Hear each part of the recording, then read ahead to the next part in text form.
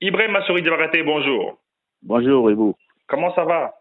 Ça va, Dieu merci. Ok, Dieu merci. Hier, on a vu au Conseil des ministres, Oui. eh bien, le Premier ministre par intérim, qui est aussi le ministre de l'administration territoriale, on a appris qu'il a été fait ministre d'État. Un ministre d'État, c'est quoi? Ok, merci beaucoup pour l'appel. Et je salue tous ceux qui nous écoutent au Mali et au-delà des frontières maliennes. Un ministre d'État, c'est d'abord une personnalité en laquelle le président a une confiance, une entière confiance. Oui. Et en plus de ça, le ministre d'État, dans le rang protocolaire au niveau du gouvernement, parce que le gouvernement est organisé de telle sorte que après le Premier ministre, il y a tout un ordre qui suit. Oui. Par exemple, dans notre cas précis, après le Premier ministre, c'est le ministre de la Défense qui vient. Oui. Dans l'ordre protocolaire. Donc maintenant, en le nommant ministre d'État, oui, ça va amener un changement dans l'ordre protocolaire. Donc lui, il aura une certaine prééminence sur les autres ministres. Et certainement, il va venir tout juste après le Premier ministre. Oui.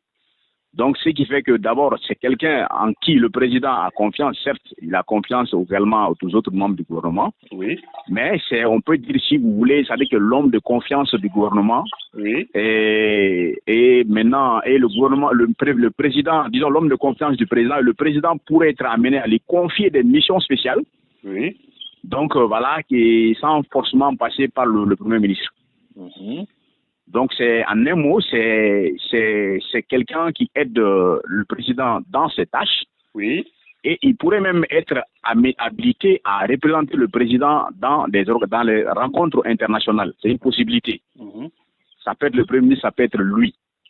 Mais revêtu de cette qualité, de ce titre de ministre d'État, il a quand même une certaine prééminence par rapport aux autres ministres dans l'ordre protocolaire.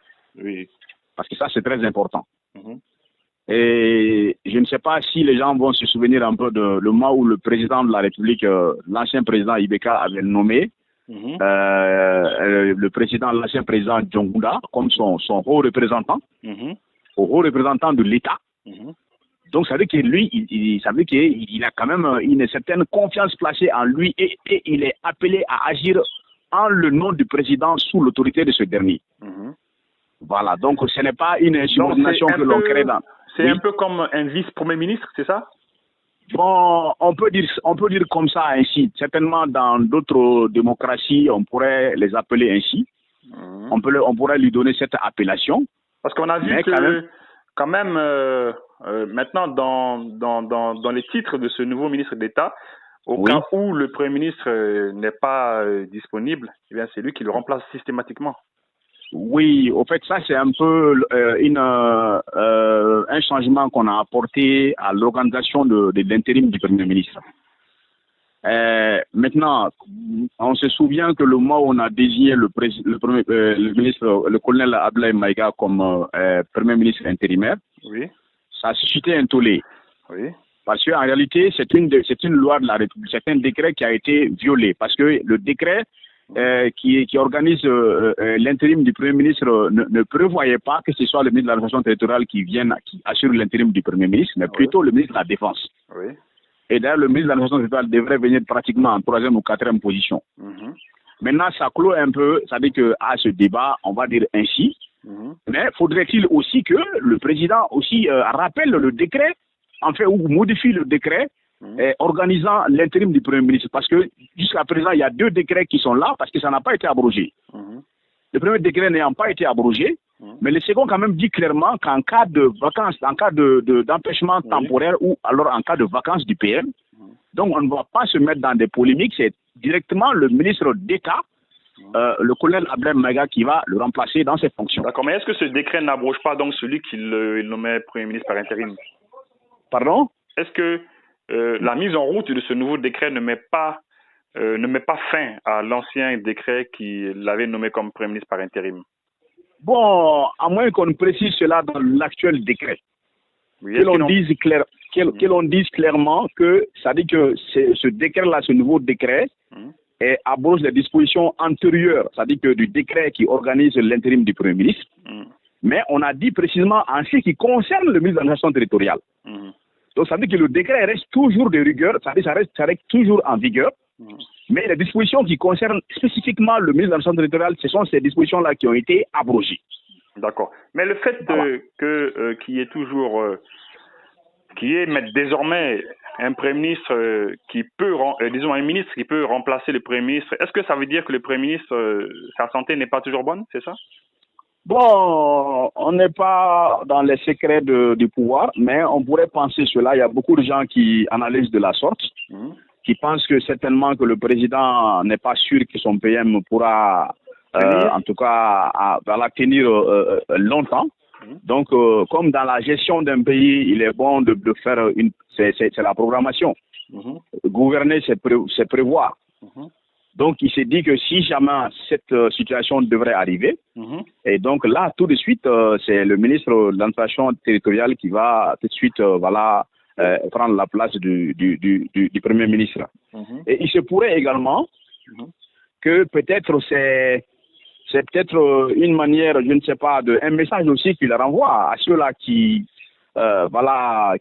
pensent que bon, est-ce que si jamais on se retrouvait dans un tel cas de figure où le PM est empêché, et que voilà, on va encore refaire ces débats-là par rapport à la succession, qui viendra après qui, de toutes les façons, le président ne va pas quand même nommer quelqu'un en qui il n'a pas confiance au poste de Premier ministre. Puisque c'est un poste très sensible et éminemment politique. D'accord. Dernière question. Est-ce que ce nouveau poste de ministre d'État ne va pas créer un petit peu de conflit entre les postes de Premier ministre et de ministre d'État, en sachant que le ministre d'État quand même peut aussi organiser, comme le Premier ministre, des réunions interministérielles? Bon, est-ce que cela a été clairement défini dans le décret? Je ne pense pas. Oui, c'est pas dans le décret, mais un ministre d'État peut organiser aussi des réunions interministérielles. Bon, est-ce que même s'il devrait pouvoir faire cela, ce ne serait pas avec l'aval du PM? Je crois que c'est vrai que le président quand même peut directement lui instruire de faire quelque chose, mais il ne faudrait pas qu'on oublie aussi qu'il reste toujours membre du gouvernement. Et quand on est membre du gouvernement, on est quand même sous la coupole du Premier ministre. Maintenant, une réunion interministérielle, à moins que ce soit une réunion peut-être interministérielle assez réduite, peut-être qui va concerner 3-4 ministres, mais toujours est-il quand même qu'il ne pourra pas quand même prendre cette décision de façon, comment je vais dire, personnelle, sans que le président et le Premier ministre ne soient quand même, n'avalisent quoi. D'accord. Voilà, parce que c'est bon, certains pensent que ça va ouvrir la porte à une sorte d'insubordination au niveau du gouvernement, notamment le Premier ministre et le ministre d'État. Mais il faudrait que les gens comprennent toujours que le ministre qui a été désigné ministre d'État reste toujours dans son portefeuille initial, qui est le ministre de l'administration territoriale. Alors, tant qu'il a cette qualité-là, donc ça veut dire qu'il est quand même sous la coupole du Premier ministre qui est le chef du gouvernement.